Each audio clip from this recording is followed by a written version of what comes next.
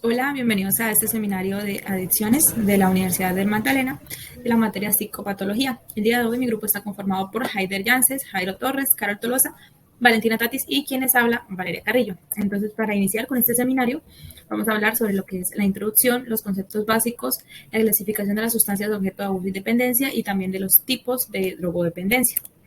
Para la introducción, entonces vamos a conocer lo que es el término drogodependencia, el cual pues es mayormente utilizado a diferencia del término adicciones. Entonces, hay una preferencia sobre este término. La OMS define lo que es la drogodependencia como un estado psíquico y a veces también físico que va a resultar de la interacción de un organismo vivo y de una droga, y el cual pues se va a caracterizar por un conjunto de respuestas comportamentales que van a incluir la compulsión a consumir la sustancia de forma continua para experimentar sus efectos psíquicos, o también en ocasiones puede incluir lo que es el consumo de esta sustancia para evitar la sensación desagradable que la falta de ella ocasiona. Y esto pues también puede incluir fenómenos de tolerancia, los cuales pueden estar o no estar presentes. Y es importante recordar que un individuo puede llegar a ser dependiente a más de una sola droga. Entonces, en este sentido vamos a hablar sobre conceptos básicos, como lo son el término droga, adicción y conductas adictivas. Se entiende por droga a toda sustancia farmacológicamente activa sobre el sistema nervioso central que, al ser introducida en un organismo vivo, puede llegar a producir alteraciones psíquicas básicas, lo cual va a generar unas alteraciones en el comportamiento de la persona. Entonces, este concepto va a incluir no solamente a lo que habitualmente se denomina o se conoce como drogas, sino también a determinados medicamentos que son capaces de producir un estado pues, de abuso o de dependencia. Y también puede incluir sustancias de uso legal, como por ejemplo el tabaco o algunas bebidas alcohólicas, y también sustancias domésticas como ciertos disolventes. Entonces, también es importante recordar, por ejemplo, este término drug en inglés va a referirse indistintamente tanto a medicamento como a droga. Entonces, estamos en un ámbito o en una lectura que se encuentra en inglés, vamos a tener que interpretarlo según el contexto de la frase, ya que, por ejemplo, en el castellano, el término droga se utiliza únicamente pues como un sinónimo de sustancia psicoactiva que tenga un efecto dañino para el sujeto que la consume, a diferencia de, por ejemplo, cuando ya esta sustancia es prescrita por un médico y se va a utilizar con un fin terapéutico, pasaría a llamarse a droga, a un fármaco o medicamento. Entonces acá ya como que nos ubica mucho mejor. Respecto a la adicción, esta es la búsqueda patológica de la recompensa o del alivio a través del uso de una sustancia y también de ciertas acciones. Entonces, las adicciones nos llevan a generar conductas adictivas, que pues estas son hábitos que se caracterizan por la necesidad imperiosa de ser repetidas, a pesar de que evidentemente generan un daño sobre el organismo, y se considera que estas generan un grupo amplio de trastornos adictivos que tienen unos mecanismos etiopatogénicos comunes y se transforman en conductas adictivas a sustancias tóxicas y también a ciertos comportamientos. Respecto a los conceptos diagnósticos, el Manual Diagnóstico y Estadístico de los Trastornos Mentales en su versión 5 tiene un diagnóstico para el trastorno por consumo de sustancias. Entonces, este se basa en un patrón patológico de comportamientos basados en el consumo de sustancias y se van a realizar en función de 11 criterios diagnósticos principales, entre los que tenemos pues criterios de control deficitario, criterios de deterioro social, de consumo de riesgo y farmacológicos. Los criterios del 1 al 4 hacen referencia a criterios del control deficitario sobre el consumo de sustancia. Entonces, en este caso son toda persona que consume grandes cantidades de sustancias o que lo hace durante un tiempo prolongado, como el ítem 1. En el ítem 2 tenemos lo que es manifestar el deseo de dejar el consumo o de regularlo y sus intentos fallidos en esta dirección. En el 3 tenemos lo que son casos graves, actividades cotidianas del sujeto que giran en torno a la adicción. Y en el 4 tenemos un deseo intenso, ansia o urgencia por consumir, donde pues hay un consumo mayor al habitual. De los criterios 5 al 7 vamos a tener criterios que son referidos al deterioro social. Entonces, es una consecuencia de consumo recurrente que puede ser, por ejemplo, para evitar deberes escolares, laborales o familiares en el ítem 5. Y en el 6 tenemos lo que son que el consumo se prolonga aunque el sujeto sea consciente de las consecuencias que estos generen a nivel social y también a nivel interpersonal. Y en el 7 tenemos casos graves donde la persona se llega incluso a descuidar y a desatender por mantener esta conducta activa. En el criterio 8 al criterio 9 tenemos todo lo que se refiere al consumo de riesgo de la sustancia, que es donde el sujeto consume a pesar de que entiende que esto le va a provocar un consumo físico. También en el 9, donde el sujeto a pesar de que llegue a conocer cierto padecimiento físico o psicológico que se está viendo afectado por su adicción, él lo sigue realizando, o sea, no puede evitarlo. Y en el criterio 10 y 11 tenemos lo que se refiere a cuestiones farmacológicas. Entonces ya tenemos el concepto de tolerancia y el concepto de abstinencia. Respecto al concepto de tolerancia, esta se va a entender como una necesidad de incrementar el fármaco para obtener los mismos resultados que al inicio del consumo. Y esto pues ya es un proceso farmacocinético y farmacodinámico que va a obligar a aumentar progresivamente la cantidad de consumo de la sustancia consumida con el fin de conseguir un determinado efecto psicoactivo. Tenemos la abstinencia, el cual es frecuentemente cuando se reduce en el torrente sanguíneo la cantidad de la sustancia ingerida y el sujeto pues vuelve a consumirla para aliviar los síntomas de la abstinencia que le está generando. Y en este caso pues ya tenemos lo que se denomina síndrome de abstinencia, que es como el conjunto de signos y síntomas que van a aparecer al dejar de consumir una droga de la que un sujeto pues es dependiente. En el síndrome de abstinencia se describe el síndrome de abstinencia agudo, tardío y condicionado. El síndrome de abstinencia agudo es cuando estos signos y síntomas orgánicos y psíquicos aparecen inmediatamente después de interrumpir el consumo de la sustancia psicoactiva y dura aproximadamente de 4 a 12 días. Y da paso al síndrome de abstinencia tardío, que es cuando ya el conjunto de secuelas a nivel físico y psicológico se van a mantener en el tiempo, aunque ya el sujeto haya superado su abstinencia. Y esto pues va a generar recaídas. Finalmente tenemos lo que es el síndrome de abstinencia condicionado, que es donde se genera ya una aparición de síntomas del síndrome agudo al exponerse nuevamente este sujeto a estímulos de situaciones comparadas con la etapa donde la persona fue consumidora. Entonces, en este sentido es importante recordar que ni la tolerancia ni la abstinencia son necesarias para establecer el diagnóstico de abuso de sustancias, ¿sí? Pero pues son importantes como ítems finales. Y en este caso, pues se va a categorizar según los signos que presente el sujeto. En una categoría leve, si presenta 2 o 3 criterios, una categoría moderada, si presenta 4 o 5 criterios de los que les mencioné anteriormente, y la categoría severa o grave, que es cuando ya presenta más de 6 criterios anteriores. Hablaremos un poco de la clasificación de las sustancias objeto de abuso y dependencia. Debe hablarse de clasificaciones, en plural, ya que las drogas se han clasificado de formas muy diversas y en función de distintos criterios.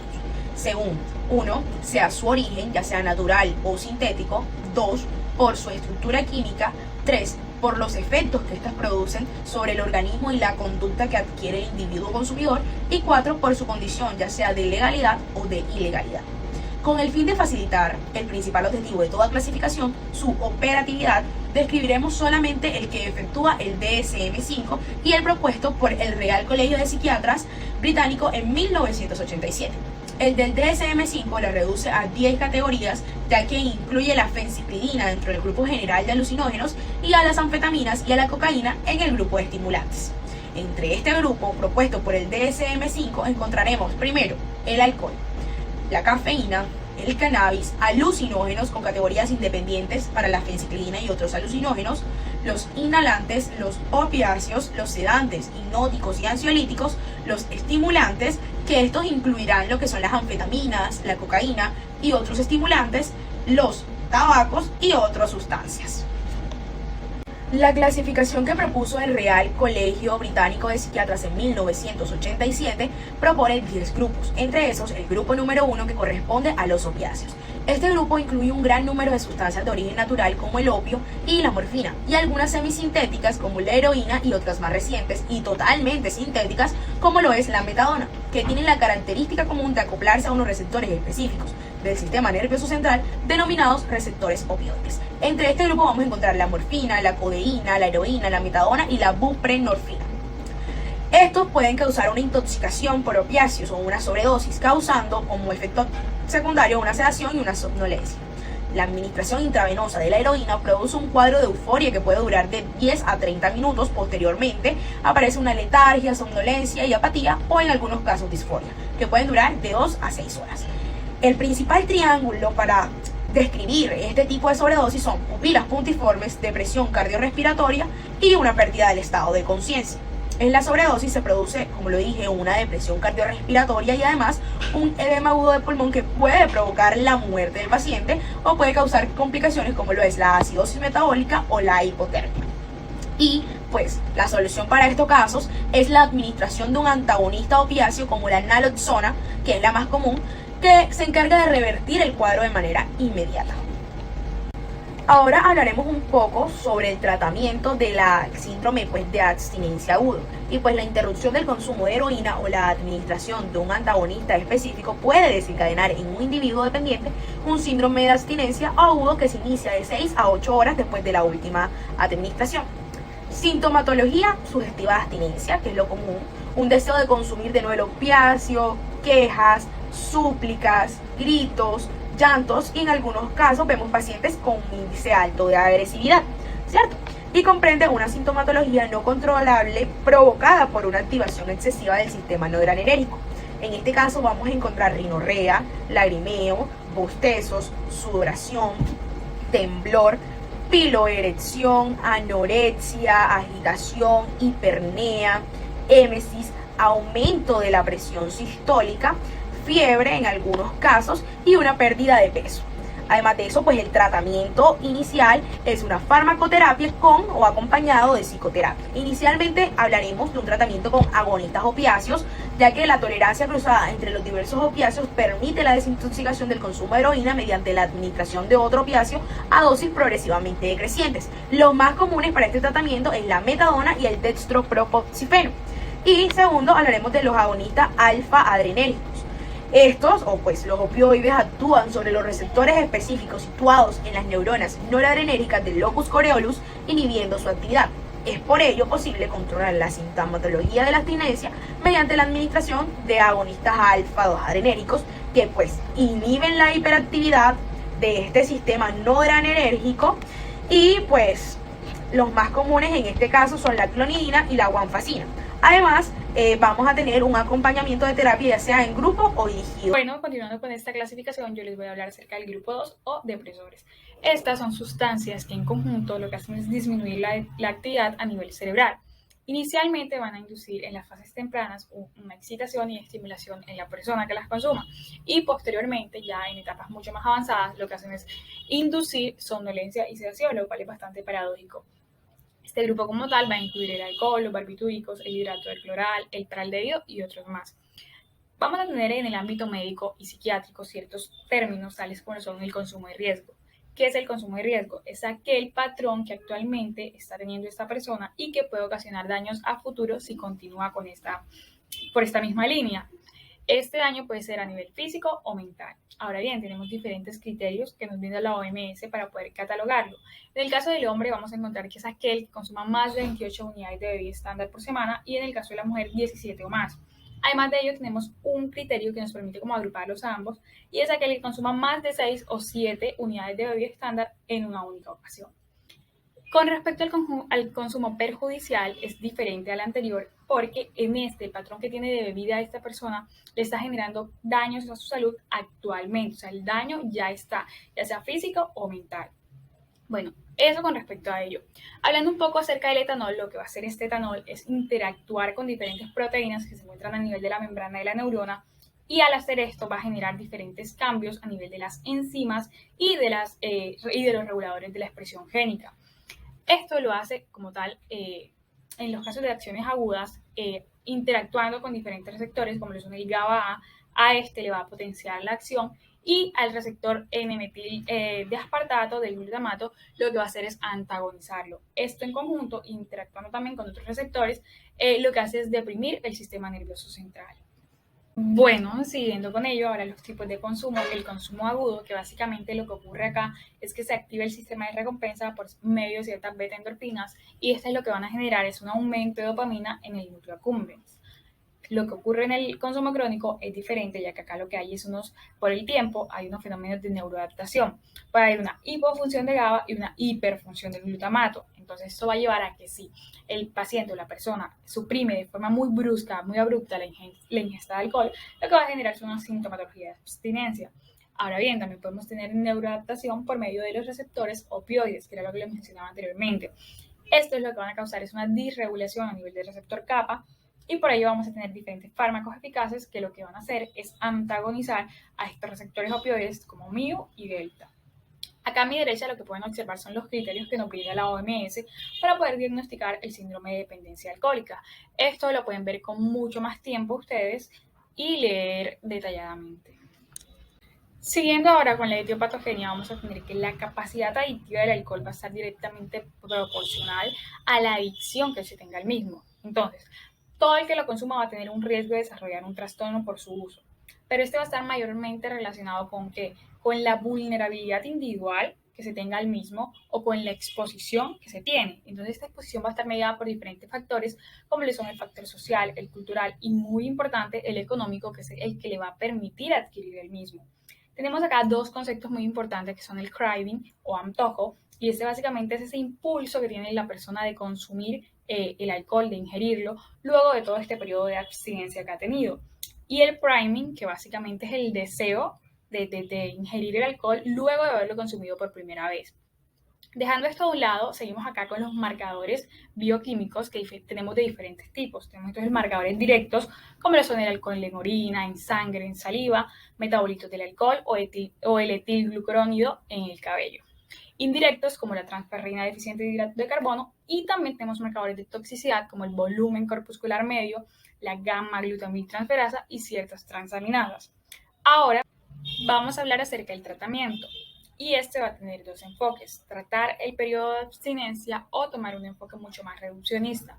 Hablando de la abstinencia en sí, esta tiene dos fases, que son la desintoxicación, que esta está enfocada en tratar el síndrome de abstinencia inicial y si este no se ha instaurado, prevenirlo. Puede darse esta desintoxicación de urgencia en aquellos pacientes que estén presentando ideas suicidas o también un comportamiento agresivo, o puede ser pues programada y consensuada con el paciente. Ahora bien, vamos a tener un grupo de pacientes en el que no se les puede aplicar esta desintoxicación y es porque de pronto han pasado 72 horas sin consumo de alcohol y no presentan ninguna sintomatología. Ellos no necesitan esta fase. La segunda fase, que es la de deshabituación, es un proceso largo y bastante complejo que lo que busca es que pueda desaparecer aquel síndrome de abstinencia que se presenta de forma tardía y condicionada. Algo importante para recalcar del tratamiento es que este está ligado a la psicoterapia y a la farmacoterapia. Entonces vamos a tener asimismo entonces fármacos de tolerancia cruzada al alcohol, como las benzodiazepinas y el clormetiazol, o fármacos antipsicotrópicos, como lo son el disulfiram y la cianamida cálcica, o tenemos ciertos moduladores opioides, como lo son el nalmefeno y el acamprosato. Hablando un poco de la terapia, pues esta puede ser de grupo, que ha dado muy buenos resultados, o también puede ser pues dirigida directamente a cada persona. Continuando con este tema tan interesante como son las adicciones, llegamos al grupo número 3, que son los tranquilizantes. Para hablar de tranquilizantes, debemos conocer que a lo largo de la historia estos han sido utilizados para la ansiedad, que como sabemos esta comprende todo un síndrome clínico.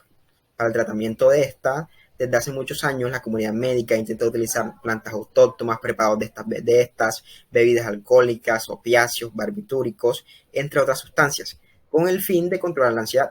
Sin embargo, todo cambia a partir del año 1960, en la que se describieron los efectos de las benzodiazepinas, que son psicofármacos muy utilizados en su época y actualmente, no solo en psiquiatría, sino en otras especialidades y de igual forma en la medicina general. Todo esto por su efecto prácticamente inmediato, su fácil manejo, su escasa toxicidad y su capacidad hipnótica, ya que estamos en una sociedad particularmente estresante. El control de estos cuadros ansiosos se contempla como uno de los objetivos prioritarios dentro de la atención psicológica y psiquiátrica de la población general. Además, en los últimos años se ha visto que estas se han convertido en algunas ocasiones en sustancias de abuso y dependencia. En este punto tenemos que aclarar que muchos autores van a considerar estas benzodiazepinas como sustancias que provocan dependencia, por la que estas, al ser retiradas, pueden dar un cuadro de abstinencia. Pero debemos diferenciar entre una dependencia terapéutica y una dependencia patológica. La primera diferencia radica en que en el caso de la dependencia terapéutica, el paciente toma su medicación de manera médicamente controlada durante un periodo largo de tiempo como una forma de conseguir una calidad de vida adecuada. Pero en el caso de la dependencia patológica estaría definida por la necesidad no justificada de consumir estas sustancias como forma de enfrentarse a las situaciones conflictivas que le puede generar su vida cotidiana. Además, para el caso de las terapéuticas, es muy difícil diferenciar un auténtico cuadro de abstinencia con una reaparición de la sintomatología ansiosa que presentaba el paciente antes de la toma del medicamento. También tenemos que es extremadamente raro el uso recreacional o abuso de benzodiazepinas en pacientes a los que se le ha efectuado una correcta indicación de estos fármacos. Generalmente esta dependencia se asocia cuando hay un consumo largo de estos medicamentos. De igual forma, tenemos que los pacientes con antecedentes de trastornos adictivos van a poseer un mayor riesgo de desarrollar dependencia, por lo que debemos tener especial cuidado con estos, puesto que nos pueden generar el síndrome de abstinencia, el cual se encuentra conformado por cierta sintomatología como es la ansiedad, los ataques de pánico, el deseo de consumir benzodiazepinas, temblores en las manos, diaforesis, taquicardia, insomnio, náuseas o vómitos, alucinaciones, agitación psicomotora y en raras ocasiones convulsiones. Hablando un poco sobre el tratamiento, es muy sencillo, el cual va a contar con una retirada gradual de las benzodiazepinas. Esto de manera paulatina, retirando un cuarto de la dosis inicial cada semana. En el grado 4 tenemos a los estimulantes. Estos son un conjunto de sustancias que tienen en común elevar el estado de ánimo, aumentar el nivel de atención y vigilia y también pueden producir una sensación subjetiva de mayor rendimiento, tanto físico como mental. Entre los que se destacan o se encuentran tenemos a las anfetaminas. Estos son fármacos utilizados desde hace muchos años, aproximadamente salieron al mercado en el año 1930 como descongestionantes nasales. Sin embargo, se les encontró que aumentaban el rendimiento físico y mental, por lo que fueron usados por deportistas, estudiantes y conductores que tenían que realizar grandes distancias. Además, se describe que en la Segunda Guerra Mundial fueron de gran utilidad en los soldados. Estas sustancias a dosis bajas pueden producir una sensación de relajación, aumento en la energía y en la autoconfianza. Además, disminuyen la fatiga, el sueño y también se han descrito ciertos efectos positivos en el aprendizaje. Pero a dosis altas o elevadas pueden provocar ciertos cambios conductuales desadaptativos y cierta sintomatología psiquiátrica. Claro, estos efectos son dependientes al consumo. Para hablar un poco sobre el consumo, debemos conocer que puede comenzar de manera ocasional en fiestas para periodos de exámenes, pero puede terminar con un consumo diario, con un aumento progresivo de la dosis, dando lugar a la aparición de alteraciones de la atención y de la memoria. También puede producir cuadros de depresión, irritabilidad, anedonia, falta de energía e ideación paranoide. Estos, al no consumirlos, nos puede dar un cuadro de abstinencia por anfetaminas. Este se caracteriza por cursar en un estado de ánimo disfórico, ansiedad, irritabilidad, fatiga y depresión que pueden durar varios días. Acerca del tratamiento, no existe un tratamiento farmacológico específico para la dependencia de anfetaminas. Otra droga de abuso es la cocaína. Este es un alcaloide que proviene de las hojas de eritroxilón coca. Como sabemos, la forma más común de consumo es la administración por vía intranasal, es decir, inhalada. La dependencia por esta sustancia puede no ser tan evidente hasta meses o años después del iniciado el consumo, pero al establecerse puede producir una serie de cambios conductuales y psicológicos que incluyen depresión, irritabilidad, anedonia, falta de energía, aislamiento social y también puede presentar alteraciones de la atención y problemas de la memoria, disfunción sexual y ideación paranoide. El consumo de esta sustancia puede darnos una intoxicación por cocaína. Esta se va a caracterizar por euforia, alerta, agitación psicomotriz, deterioro de la capacidad de juicio de las ideas autorreferenciales, ideación paranoide, aumento del interés sexual y sensación de ver o sentir insectos y parásitos en la piel. Igual que las anfetaminas, la dependencia por cocaína no ha sido probado ningún tipo de tratamiento farmacológico, por lo que la terapia cognitiva conductual ha sido de gran ayuda en pacientes dependientes. Continuando un poco, tenemos a la cafeína. la cual es una sustancia que consumimos a diario y es considerada una droga de abuso. Esta es una xantina clasificada farmacológicamente como estimulante del sistema nervioso central. La intoxicación por cafeína es muy rara que se presente y esta se va a caracterizar por síntomas como son el insomnio, congestión facial, diuresis, molestias gastrointestinales, contracciones musculares, pensamiento y lenguaje inconexo, taquicardia o arritmia, unidos a periodos de gran actividad motora o agitación psicomotriz. Siguiendo el hilo conductor del Colegio Británico de Psiquiatría, vamos a hablar del quinto grupo conocido como alucinógenos. Hace referencia este término a sustancias que producen un abigarro conjunto de efectos sobre las funciones psíquicas básicas y los procesos de senso-percepción, principalmente que redundan en una desorientación, distorsión, tiempo-espacio, alteraciones psíquicas transitorias y, como su nombre lo indica, alucinaciones. Ya puede ser de origen biológico o natural, como viene siendo el peyote, la mescalina y los hongos mágicos principales en Centroamérica, o de origen sintético, como la dietilamina de ácido lisérgico, conocida como LSD. Es más común su uso episódico, por ende es más común el abuso que la dependencia. Sin embargo, su empleo de larga data crea un cuadro de tolerancia muy rápido, por lo tanto, altas dosis crean un cuadro muy tóxico. Dentro de sus complicaciones principales tiene crisis de pánico, tiene episodios paranoicos con inducción a conductas auto y heteroagresivas. Y partiendo de este punto, el tratamiento va a estar enfocado principalmente en la sintomatología de nuestro paciente y dirigido principalmente a sedar al paciente con tranquilizantes y sedantes y protegerlo de las conductas auto y heteroagresivas. Posterior llegamos al grupo de fármacos no clasificables que por su abuso y dependencia no se encasillan o establecen en ninguno de los grupos anteriormente mencionados. Aquí encontramos algunos antidepresivos inhalantes que por su efecto sedantes, anestésicos y alucinógenos, que otro como viene siendo el cannabis, que tiene una acción depresora y alucinógena. La intoxicación por cannabis se manifiesta con una sintomatología muy clásica que es euforia, ansiedad, ideas paranoides, distorsión del sentido del tiempo y deterioro de la capacidad del juicio y retraimiento social como tal. Entre sus efectos sensoriales se caracteriza por un deterioro de la vigilia, memoria y alteración en la parte psicomotriz.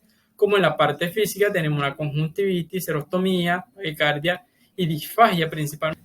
Posterior, la nicotina con actividad estimulante y sedante es la drogodependencia más ampliamente dispersada a nivel mundial en general, y su gran rapidez se debe principalmente a la rapidez en los efectos psicoactivos, la dependencia física de la nicotina, la amplia disfunción del consumo que invade el medio laboral, el precio asequible y, como tal, los efectos que crea la abstinencia, más que todo se presentan horas después al último cigarro o en días, ya que su mayor auge se encuentra en las 24 horas y su tratamiento más que todo va a ser motivación por parte del paciente como tal, por una conducta personal íntegra enfocada a nuestro paciente y en casos excepcionales, como por ejemplo un consumo de más de 10 cigarros al día, se debe recomendar el uso de tratamientos farmacológicos de primera línea, como sustitutivos de la nicotina, como viene siendo chicle, comprimidos para chupar o parche, y en la parte farmacológica, como viene siendo bupropión y vareniclina. Ahora encontramos la fenciclidina, cual es como tal un fármaco que induce un cuadro tóxico muy grave y sintomatología psicótica. Esta es conocida como el polvo de ángel. Además, es muy fuerte, ya que dosis mayor a 20 miligramos ocasionan la muerte en nuestro paciente. Su consumo se relaciona con cuadros que presentan ataxia, disartría, hiperreflexia. En dosis mucho mayores se caracteriza por depresión respiratoria y convulsiones, y entre los síndromes más relacionados o arraigados con ellas se encuentra lo que viene siendo la esquizofrenia y el delirium. Y finalmente las drogas de síntesis o drogas sintéticas, que son aquellas que llevan un fin ilegal desde su producción como tal. Esta, por sus efectos farmacocinéticos, tiene una mayor interacción con el organismo y mayor efecto farmacológico en cuanto a la alteración orgánica que provocan. Estos tienen tres orígenes principalmente. Uno, son aquellos fármacos diseñados para un origen terapéutico que por sus efectos adversos pasan a la ilegalidad, por psicotrópicos que fueron sintetizados con un origen terapéutico pero que pasan a la ilegalidad sin haber entrado al mercado comercial en cuanto a la terapia, y finalmente aquellos fármacos diseñados únicamente con el fin de la ilegalidad. Aquí encontramos drogas como la heroína sintética, la droga del amor y lo que se conoce como éxtasis.